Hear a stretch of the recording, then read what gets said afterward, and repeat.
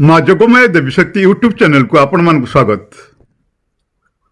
आज हम जानिबा समस्या किछि भी हेइथाउ ना काहेकि तुरंत दूर करिवो ए चमत्कारी चारोटी उपाय।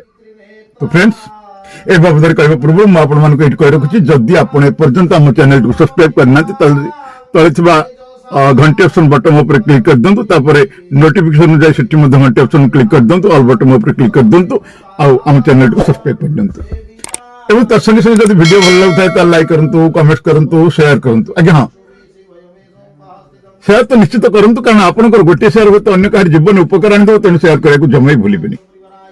एवं ता सहित मु आपण मानको कहि रखुछि जदि आपण मानसिक ठाकुरानी मोहिनी ठाकुरानी मा जोगमाया को निज गृह प्रतिष्ठा करने चाहते व्यवसाय प्रतिष्ठा करने व्यवसाय प्रतिष्ठान प्रतिष्ठा करने चाहते फैक्ट्री प्रतिष्ठा करने चाहते एवं ता सहित मदन प्रतिष्ठा महालक्ष्मी जंत्र प्रतिष्ठा गृह शुद्धि ग्रह शुद्धि होम यज्ञ एसब जदि आम मान पंडित मान द्वारा करने चाहते दि जाइए नंबर आम सहित जोगाजोग करते।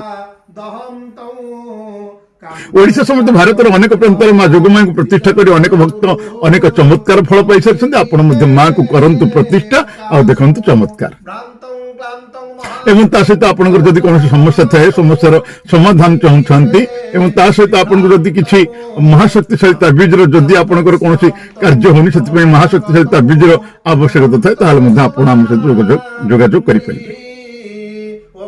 ताहले आसुन जानिया फ्रेंड्स समस्या किछि भी थाउ ना काहेकि समस्या किछि भी थाउ ना काहेकि तुरंत दूर करिवो एई चमत्कारी चारोटी उपाय। आज्ञा हाँ जीवन तो अनेक प्रकार समस्या थाए जेमति कि शरीर असुस्थ अशांति रहिबा धनर कमी हेबा धनर जो अभाव रहिबा बिजनेस ठीक रूपे न चलिबा कार्य रे बाधा आसीबा ए समस्त समस्या को समाधान करिया पय चाहउछंती ए समस्त समस्या रु बंचिया पय चाहउछंती एरा समाप्त करिया पय चाहउछंती तबे जानतु ए सहज सरल चारोटी उपाय जहां आपनकर प्रत्येक समस्या को सबुदिन पय दूर कर दबो। ताला आसन प्रथम जानिबा व्यापार वृद्धि उद्देश्य रे व्यापार वृद्धि पय नंबर 1 जदि आपनकर बिजनेस भलो भाबरे चालुनी आपन को लागुछि सेथिरे काहरी नजर लागि जाइछि सेथिरे का नजर लागि जाइछि तबे एई उपाय आपनको पय राममान भଳି काम दो सिद्ध उपाय सिद्धप्रद हेब।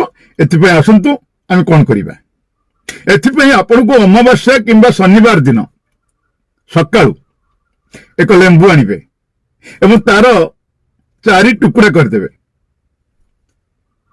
या पर आपन को किछि अल्प धड़ा सरिष जाको आपन पिली सरिष हळदिया सरिष मध्य कहि थांती तापर 21 टी कळा मरिच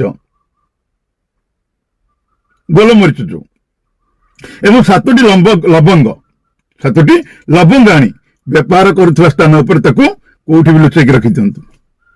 तापर संध्या समय रे ए समस्त जिनिस को गोटे कला कपड़ा रे बांधिबे कौन से सुखी जाइथिबा कुआरे फिंगी देबे जोथरे पानी नथिबो।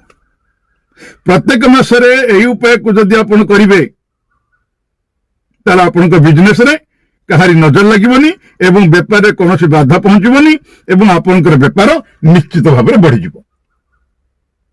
द्वितीय उपाय मनोकामना पूर्ण पाई हलदीर 4टी गंठी साबुत गंठी 4 खंड 7 खंड गुड़ जो खजा गुड़ जमती जो खजा गुड़ 7 खंड आ टंकिकिया गोटे कॉइन ए 3टी जिनिस को गुरुवार को हलदिया कपड़ा रे बांधी आपण रेलवे लाइन रो आर पाखरे पकई दिंतु रेलवे लाइन रो आर पाखरे पकई दिंतु जेतेबेले ए जिनस आपण फिंगुछंती आपण आपनकर इच्छा को सही समय उच्चारण करंतु सही समय परिप्रकाश करंतु जहां आपनकर पूरण ही पारुनी बा जोथिरे बाधा उत्पन्न होछि एमती करबा द्वारा बिना बाधारे आपनकर मनस्कामना पूर्ण हो जिवो।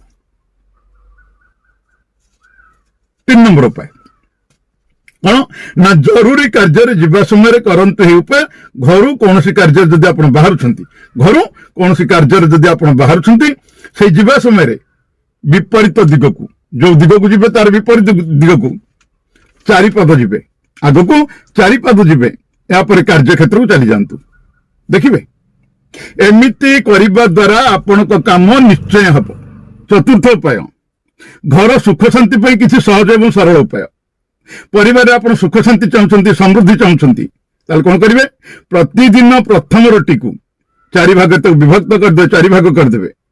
ଏକ ଏକ କରି ତାକୁ କଣ କରିବେ ନା ପ୍ରଥମ ଭାଗ ଗାଈକୁ, ଦ୍ୱିତୀୟଟି କଳା କୁତାକୁ, ତୃତୀୟଟି କାଉଙ୍କୁ ଏବଂ ଚତୁର୍ଥଟି ଏକ 4 ଛକିଆ ଜାଗା ଉପରେ ତାକୁ ରଖିଦିଅନ୍ତୁ। ଏମିତି କରିବା ଦ୍ୱାରା ଘରେ ସୁଖ ଶାନ୍ତି ଆସିଥାଏ ଏବଂ ସମୃଦ୍ଧିରେ ବିକାଶ ହୋଇଥାଏ। ତ ଫ୍ରେଣ୍ଡସ୍, ଆଜି ତ ଆପଣ ଜାଣିଲେ ସମସ୍ୟା କିଛି ବି ହଉଥାଏ ନା କାହିଁକି, ସମସ୍ୟା କିଛି ବି ହଉନା କାହିଁକି ତୁରନ୍ତ ଦୂର କରିବ ଏହି ଚମତ୍କାରୀ 4ଟି ଉପାୟ। ଯଦି ଭିଡିଓଟି ଆପଣଙ୍କୁ ଭଲ ଲାଗିଥାଏ ତ ଲାଇକ୍ କରିବେ, କମେଣ୍ଟ କରିବେ, ସେୟାର କରିବେ ଏବଂ ଚ୍ୟାନେଲଟିକୁ ସବସ୍କ୍ରାଇବ କରିବେ। ତେବେ ଆଉ ଗୋଟେ ଭିଡିଓ ପର୍ଯ୍ୟନ୍ତ ମୁଁ ରହୁଛି ଆପଣମାନଙ୍କର ଚିରପରିଚିତ ଅବନୀ ପ୍ରଧାନ। ନମସ୍କାର, ଜୟ ମା ଯୋଗମାୟା। ମା ଆପଣଙ୍କର ମଙ୍ଗଳ କରନ୍ତୁ।